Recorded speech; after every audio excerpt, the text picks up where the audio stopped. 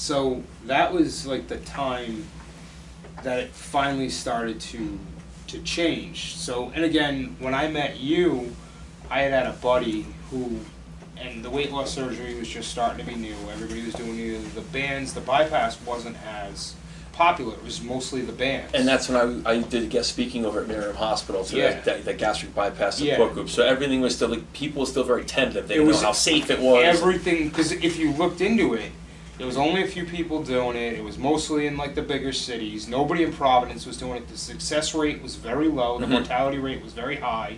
So you're like, if you go on the table, you're going to come off the table. You're going to die. So I had to be in my mid-30s or something, and I'm like, you know what? I had done the Weight Watchers. I did nutrition. I was looking good, but then I would stay on it for like 6 months, a year, 2 years, lose mad tons of weight, get down back into the 200s, high 200s. But then I would stop eating. I'd be like, all right, I'm gonna go out, I'm gonna party, and then I would sit there and drink 2 or 3 40s at a time, have some recreational accessories to go with it. And Cheetos. Cheetos, yes, Cheetos, kids, Funyuns and Cheetos. I would have a sandwich, and that's usually where it ended up. But then I would say fuck it, and I would think, you know what, I'm just gonna go to the gym and I'm gonna work it off. Everything I ate this past weekend, or I drank, I'm just gonna work it off. But everybody expected me to be the loud, obnoxious idiot, so I fed into it. And then Jess was like, you know, you don't have to be that person. I said, but that's what they expect, me to be the loud, obnoxious idiot. And you feel like that's the only way to get positive attention. Yeah, so everybody, I was the kid, and still to this day, and it bothers me that I hear it, people are like, I was the friend that they had to apologize or give that warning label before I showed up. I'm like, I wouldn't know anything about that. No, hashtag me too. Me three. Me three.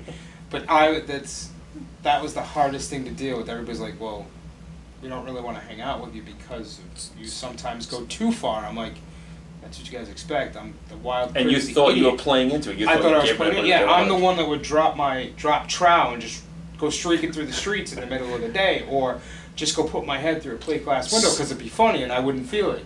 Wild card, bitches! That's it. Frank the Tank. Frank the Tank. But I was like Fusco the Mess. I mean, it was just something I did. They expected me to be crazy. And don't get me wrong, I still like doing crazy shit. I may not go... I might go streaking, just saying, in case you're wondering. I live in between 2 cops. Just make sure they're in the house. Okay. No, but I'm not going to go be stupid enough to put my head through a plate glass window again. But again, depending on how drunk I get. But no, that's beside the point. Frank the Tank. Yeah. No, I'm not going to go take the catalytic converter off the truck and start revving it up.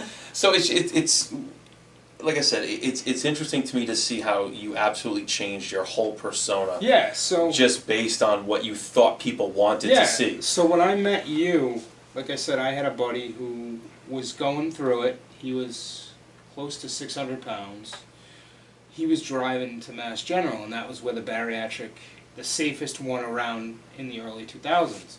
So I had taken the trip and gone up to Boston, and then went through the prelims, everything. But then at that time, insurance was iffy. You had to put like $1,000 down up front. Remember that. Yeah. And then if they covered it, if they asked for it, you might get it back. I'm like, I'm a struggling kid making $6 an hour working at Walmart. I'd rather stay fat and not die and be poor than not worry about it.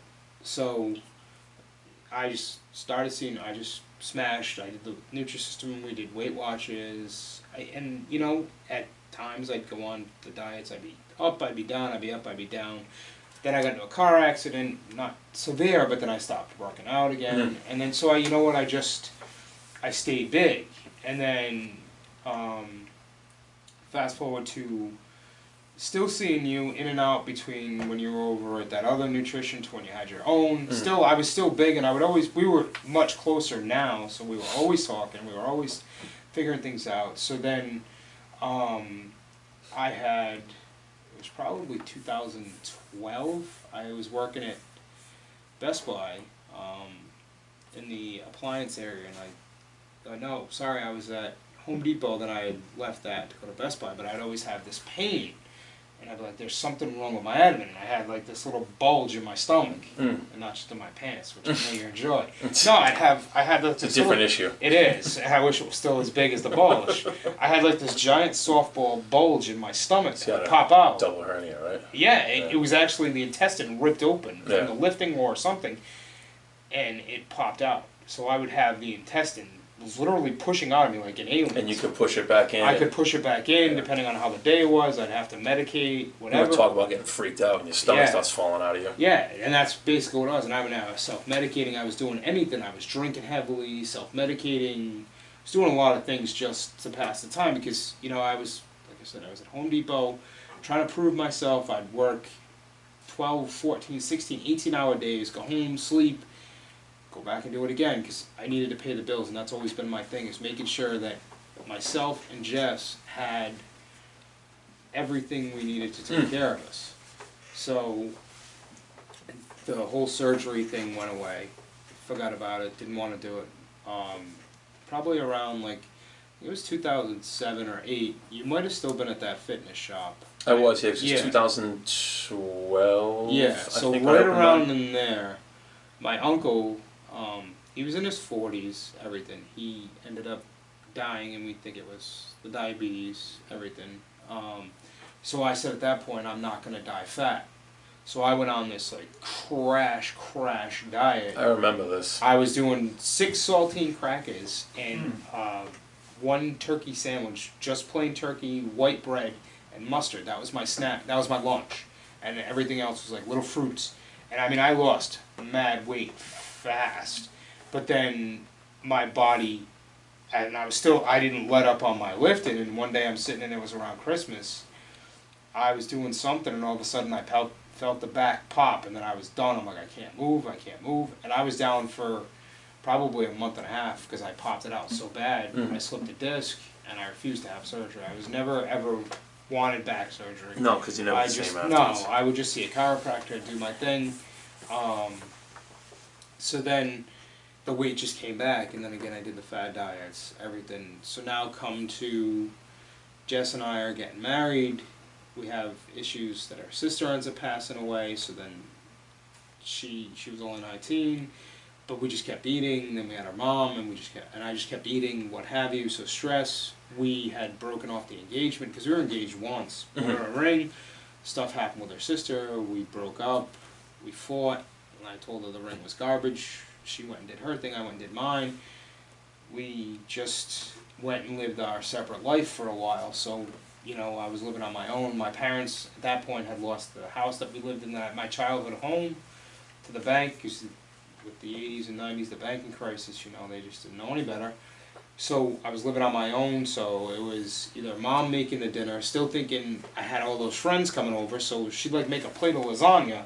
She'd make 4 and give us 2 for upstairs for me and my buddy, and then to give us 2 loaves of Italian bread. And I'm I didn't know when to say when. I'm well, there's food and I'm hungry. I'm just going to parlay it. I'm going to need that address. Yeah, I'm Christmas and New Year's and Thanksgiving in my house would be 6 courses. But it just sounds like every time you started to get a little momentum, there was something always that would something derail me, to and completely derail you. Food was always It was your constant. there. It was a constant thing there that made me feel better. So tell me, leading up to the surgery, because I know that was a big project. That's a big process at that time. 100%. So tell me a little bit about what led up to you having the surgery, what you had to do to prepare for it. So I had the hernia, went and saw it. My doctor referred me to Dr. Dieter Pohl in Johnston. Did the hernia surgery, and at that point I was probably 4 change, 430, 440, something like that. He does the hernia surgery, and now the bigger you are, if anybody knows, the more anesthesia. Yeah, thank you. They have to use. So they're basically tranking me like a goddamn rhino. So I'm getting tranked like a baby elephant. Because frankly, I look like fucking Baby Huey. But I thought I was damn sexy. I didn't care. Sexy Fusco. Yeah, that's it. So that's why #SexyTime came about. So they called Jess from the operating room with me still on the table and said we had a complication. Now she's thinking I'm dead. He's like, no, we had to use a bigger needle. So dead straight, when I finally came to 9 hours later after the surgery and everything, she's telling me about it. I said, well, what did you do? She goes, I said to him on the phone, you're telling me there's a complication and you just had to use a bigger needle because his abdomen wall was thicker. She's like, didn't you realize he was fat when he laid down on your table? Did you realize he was fat when you had him in your office? And I'm like, Not very astute, are you, Doc? I'm like, what did he say? She's like, he just stood there. Best surgeon. Highly recommended bedside manner, if not the best. But she's like, he knew you were fat. So... This insulin syringe isn't cutting it, nurse. No, I guess they had to use, like, instead of like a 6 or 7 inch needle, they had to use like a 15. So now then I had like 8 or 10 holes, so I looked like I had been in a knife fight. Yeah. So, and that's Chicks dig scars. Well, she did, but then it helped me pick up side pieces. I tell them I get stabbed. Jess, I'm only kidding. Not really, though. Hashtag full of shit. Yeah, that's why I love her, because she knows I can make these jokes, but I love her to death. But so then, it didn't take. And in that time, like, seeing him for the follow-ups, he was, unbeknownst to me, he was probably one of the best surgeons for the weight loss at the time. It still is, probably. Him and Dr. Giovanni were still partners. Now she's at Kent, and she focuses, from what I gather, more on the sleeve. Mm-hmm. She will do the bypass, but like she's made the sleeve hers. He still does the bypass. He'll do the sleeve, but you hear about him more at the bypass. So the hernia didn't take. So I had to see him again. So now this is where we start to lead into the talk of, okay, maybe it's time to do something. Because you were too big that because I was too big, the mesh wouldn't take. He's like, if I'm going to do the surgery again, you need to lose 30 pounds. I'm like, okay. So now I had to be taken out of work because I couldn't work because I had the mesh on but still protruding, and I was in the appliances department at that time, my first go around with Best Buy, and you know me, to this day I'm a hard worker. Yeah, I'm not going to stop.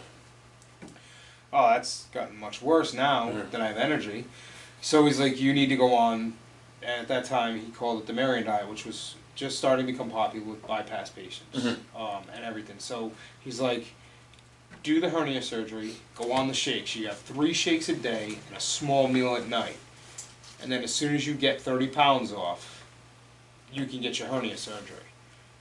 So I said, all right, well, can't we do both? He goes, no, I can't do the hernia surgery and the bypass at the same time. I was like, okay, fine. So I managed to get, miraculously, 30 pounds off in 30 days. I was losing a pound a day because I wasn't leaving the house. I was just playing video games, but I was just drinking 3 shakes, which I was getting from you. I don't even remember the time, what kind it was at this point. I'm not even sure. Yeah, I think it was, snake oil, I think maybe. Is what they called it. It might have been. I mean, I think I was just coming in just to hang out with you because of your debonairishly good looks, or just to get a glimpse of... and you had a man crush. I might have. Well, then at that point, I think I met your stunning wife, so you were out of the picture at that point. I was irrelevant. You were. I mean... Hashtag roadkill. Yeah. So... Then he's like, you really need to consider the surgery. He's like, just go to the seminar. So they make you go, or they used to, I hope they still do because it's very eye-opening. You have to go to a 3-hour seminar to make sure you're ready for what you're going to go. So that's the first thing you have to do. You have to go sit through this 3-hour seminar. Because it is. It's a lot. Like people think it's that's a lot. like and this. they had people come up that did well, or that regretted their choices. And my buddy that I told you about that had it probably 10 years before me, he did it in Boston. The one thing they tell you is you have to stay exercising because you take this weight off, your body's used to carrying all that weight. Well, I was always active and somewhat physical before the surgery, before the bypass. He wasn't so much, so he had like no abdomen muscles. He couldn't hoist himself up because being that big, all he ever did was sit in a chair. Yeah. His knees were bad, and now he suffers with it today. So I went through the the seminar, and you had people coming up showing like, this is what I used to be, and it would be the size of the pants somebody was in. And I remember the feeling that when the guy stood up and said, this used to be my size pants. There was a particular party at my house during the Rocky Point era days in the early 90s that 2 of my friends grabbed a pair of my jeans and they literally stood in one leg and thought it was funny. The party ended at that point. I threw everybody out of my house. I can't imagine what that smashed did the to you stereo. emotionally. I was wrecked. Because I'm like, I get it, I'm fat, but now to see 2 people, and I was in my early 20s, but to see 2 people standing inside my jeans who I thought were my friends, to think it's a joke, I was just wrecked. So we going through the seminar, and I'm listening to people's stories. So you've had it at that point, like your mind was made up. I'm done. And what I said, we had been married for about 5 years now, and I'm like, I don't want to have diabetes or die by the time I'm 40, because I'm watching my uncles pass, my other uncle pass, and I'm watching like people that I see that are bigger and whatnot, and I'm listening to these people. I'm like, I don't want to die by the time I'm 40. And I'll be honest, when I turned 18, I cried because I thought I was going to die. What I was involved in. When I turned 25, I'm like, Jesus Christ, I made it this far. And then after that point, I was holding down a somewhat normal job, and I was out of the trouble crowds. I was dating Jess or hanging out with Jess, because her rule was you had to support yourself, and she wouldn't date a criminal. So I knew that if I wanted her, I had to get a really good job, and I had to stop screwing around, or at least keep it on the DL. Sorry, Jess. Black Widow. Yeah, she was a Black Widow, but she. I meant you. Oh well, I was like a spy, except I didn't quite look as good in spandex. I tried. Let me tell you, I tried. Well, Halloween's right around the corner.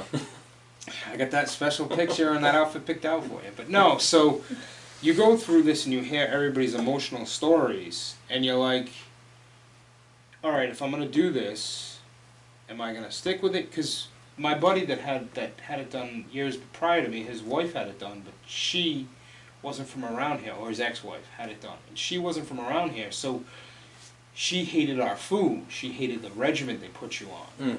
So she went back after the surgery to just drinking Cokes and eating graham crackers, because anything that you can chew up small and digest, your stomach's not going to fill up. So she put all the weight back on. Yeah.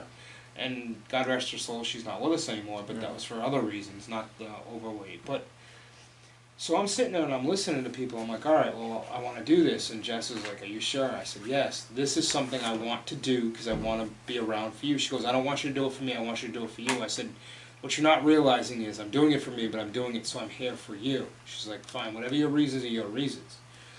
So back then, and I'm hoping it's still the same, you had to, depending on your insurance, you had to see a shrink twice, and you had to either 2 or more visits with a nutritionist or the shrink, depending on how your insurance. Then you had to go for like a sleep apnea, and you had a bunch of other tests you had to do. So I banged them all out. The last one, and I don't know why I kept it till the end, was the sleep apnea. I refused to get the sleep apnea done because I knew they were going to tell me I had it, and I didn't want that creepy ass alien mask on my face. Yeah. So saw the shrink, passed with flying colors. Jess was shocked. She even had to do like a little write up on my behavior because they wouldn't approve it. She's like, I don't know how you snowed that guy. I said, I'm a very good liar. I don't feel safe. Yeah, I'm a very, very good liar. I'm amazing when I want to be a lyrical genius to make people believe. The nutritionist was okay because of the insurance that I had to see them 6 times. So that was the longest of it. So then, again, I was very reluctant to do the sleep apnea. So when it came time, that was my last stupid test to do. I go to the office. They're like, all right, here's the bag, here's the thing, here's how I'll go home and go to sleep, bring it back on Monday. I'm like, are you kidding me? They're like, no. I'm like, I don't got to get strapped in, strapped down. Just give it to somebody else. They're like, no, we don't do that anymore. You can take it home and you do it on your own. I'm like, so I don't. So it was just the stupid like oxygen tube. So I did that. I brought it back, and they're like, oh, well, you're gonna have sleep apnea. You have sleep apnea. I'm like, okay. They're like, $500 for this, blah blah blah. I'm like, I'm having the bypass. So thank you, but I'm not going to keep it because I'm hoping after the bypass I don't have sleep apnea anymore. If I do, then I'll revisit things. So they bleed you dry throughout this process. Yeah. Oh God, the money and the doctor visits, and so you need a referral from your primary care. You need to pass all these tests, and again, things might be a little bit more lightened up now. From what I'm hearing, it's a lot easier, which. Great for people that are struggling, but I don't think it should be. I think you should know because it is life changing. It will change your life for good and or bad. So I do all that, have all that. I go to the doctors. I'm like, all right, doc, let's schedule my surgery. He goes, you're too fat. I said, what are you talking about? He goes, you're too fat.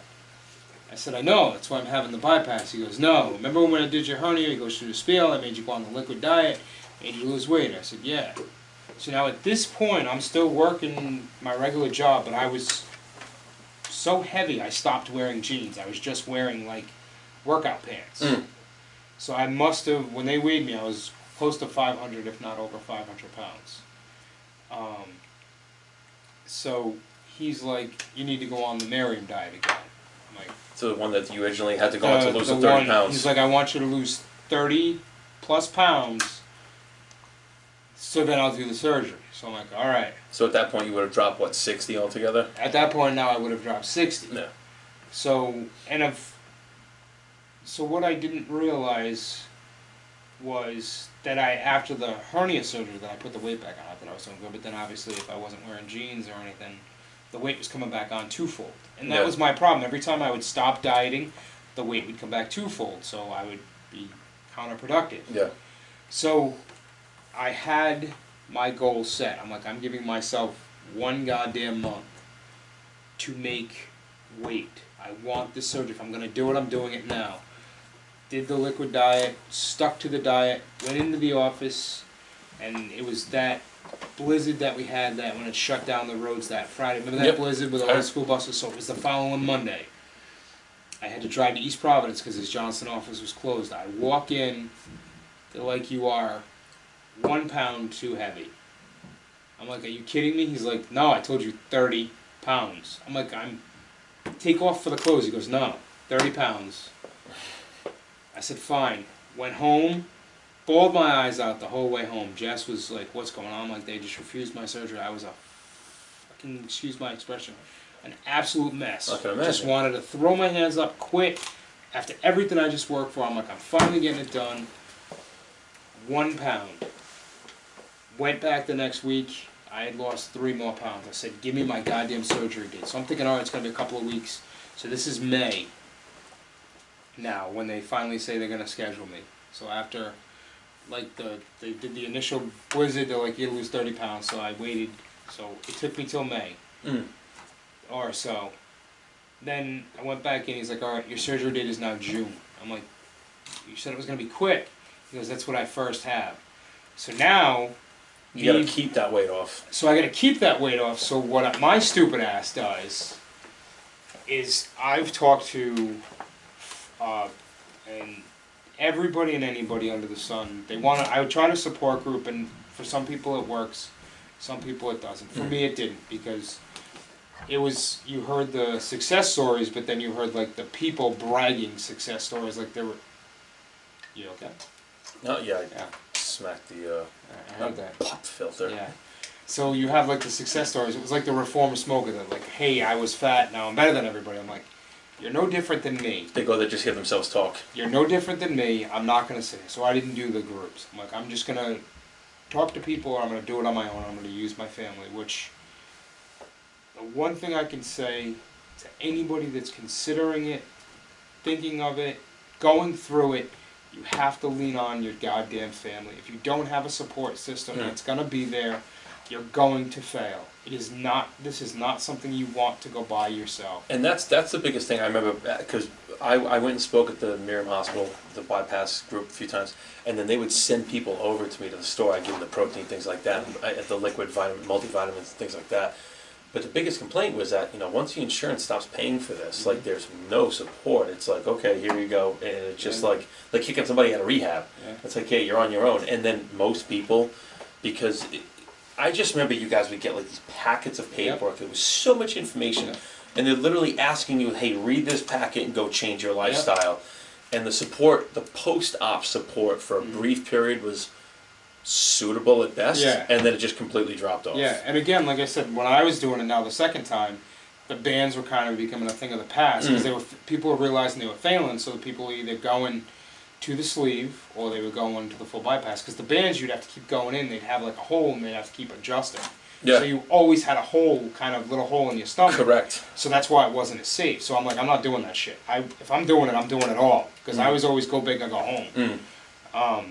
Except, well, But, so I did it, and when I had finally got my surgery, it was June 15th, no, June something, 2015. June 3rd, I believe it was. So this time, the doc just calls Jess from the operating room. Oh, yeah, he's in recovery, everything went, breeze, everything. No complications. Didn't even go out to her. So then they brought me upstairs. About another day or so later, they went me home. So the one thing that you have to remember after the surgery, they inflate you with gas. So you're already fat to begin with. And now they just took and made you cut your stomach and made you a little stomach. In some instances, I believe they will take out most of it, but now I have two stomachs, kind of like a cow. Sweet. I mean, I am like a side of beef, so. But the one thing you've got to realize is you've got all that gas pain.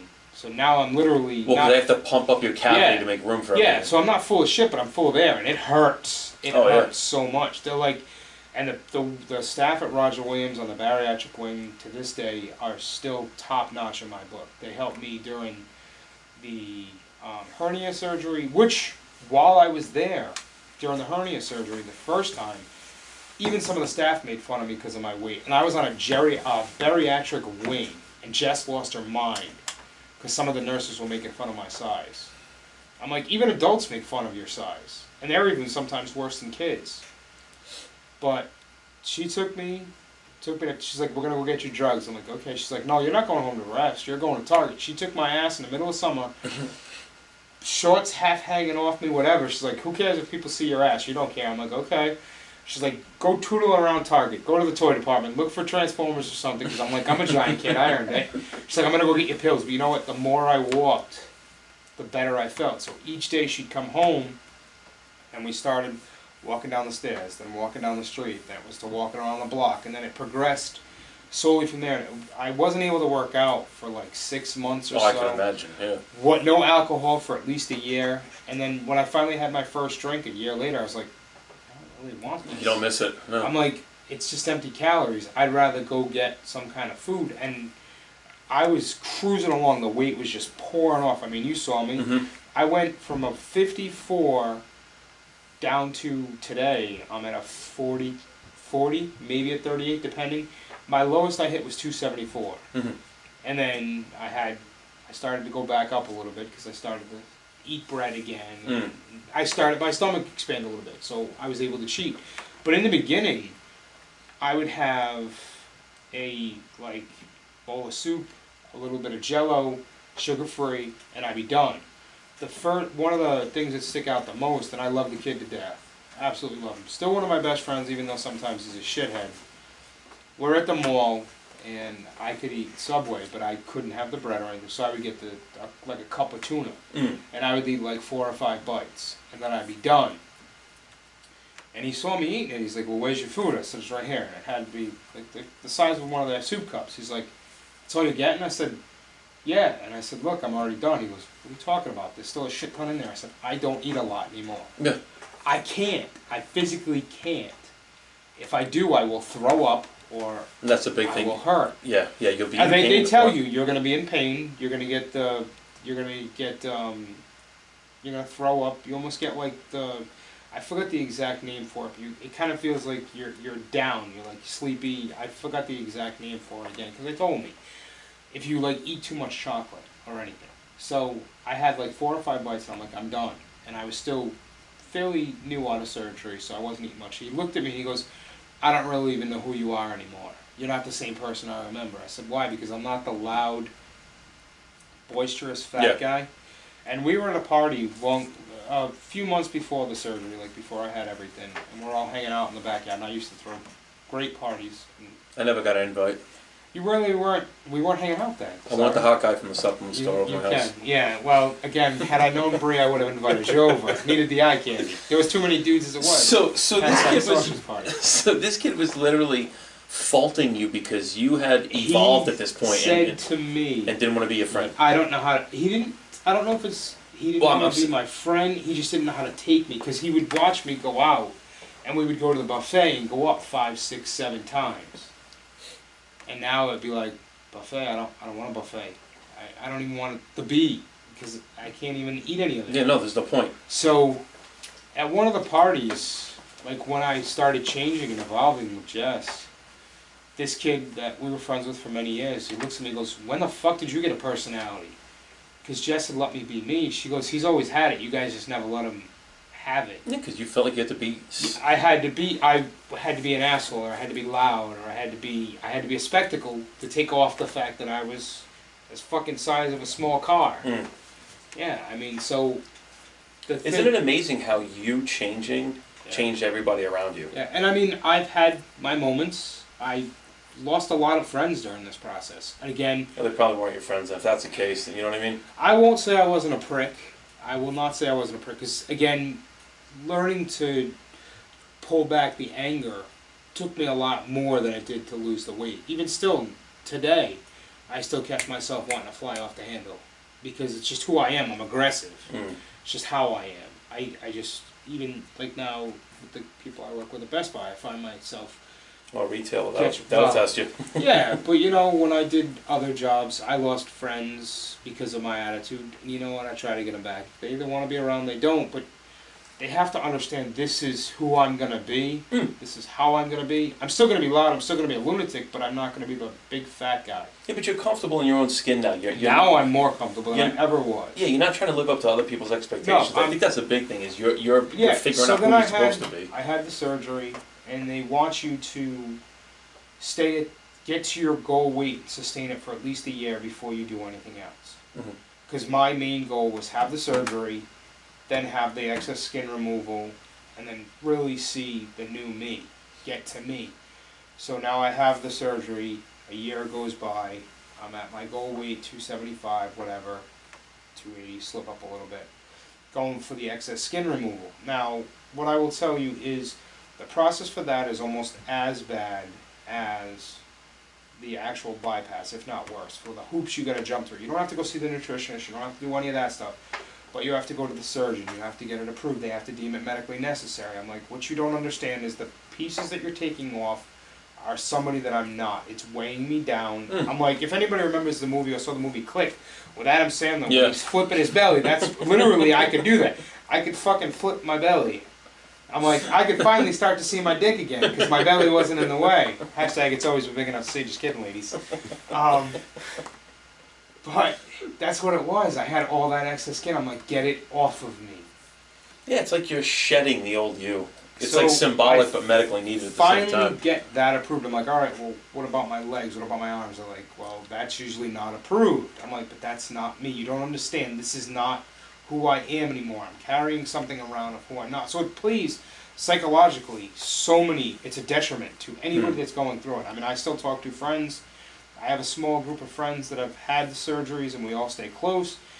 And right now I have a friend that's going, and she got the stomach approved. She's fighting with her insurance, with like a nurse advocate and everything, to get the legs and her arms done. If I don't get my arms, great. But my legs, I don't want to be flopping them around. So they'll literally take the excess skin off of your trunk area, but not your arms and your your extremities. No, they'll make you pay for it. It's as much, if not more, than getting a boob job. I'm like, so what you're telling me is I could get a set of tits and go earn the money to then have the excess skin removed, but you won't take my skin, and I'm like, donate it. I don't care the pain you're going to put me in. Donate it to burn victim somebody. But they're like, no, you need to pay for it. I'm like, so I have to now go through, because I get, sometimes in the really hot summers, I get rashes, everything. So now I have to go through the process of deeming it, getting it, fighting for what should be something that I earned to come off of me. So when I had the skin removal, they took 15 pounds of skin and tissue, and I'm like, well, that's not a lot. I'm thinking they're going to take like 30, 40 pounds. But when you actually Google what 15 pounds of fat looks like, it's pretty impressive. I mean, it's not the size of my penis, but I mean, or yours, clearly. But no. I didn't say anything. No, he doesn't have to, folks. It speaks for itself. Enters the room first, but no. So, how do you think I opened that door without using my hands? And his wife. And his nickname is Han Solo. Get it straight. Oh, that's right. Because it's not Luke Skywalker, because we know mine's the Last Jedi. The rebel thief. Yeah, it might be. So, when I had the skin removal, that was scarier and more detrimental to me than the bypass, because they're literally cutting, they filleted me like a steak. Taking it off, they left a little bit on my sides. For some reason, I don't know why, but she didn't go around the back. So now they've got you... I was at Merriam this time, which is a gorgeous, gorgeous hospital. I was like in a little private hotel suite thing, and you're supposed to be in and out in a day. So now you've got this girdle thing on, holding you in. Oh, yeah. And then you've got like two little things on you. They look like grenades, and that's what they look like. It's so the drainage. The drains. So as they fill up, they start to look like grenades. So you're going to drain them out, and it's the skin and tissue, excess blood and tissue. So this was in October. of 2017, because I wanted it. It was actually my birthday of 2017. I had it done, or right before, 2 days. So I spent the hospital on my the birthday. Yeah, you know what I'm saying. Your birthday in the hospital. Thank you. Couldn't get it out, and that's what she said.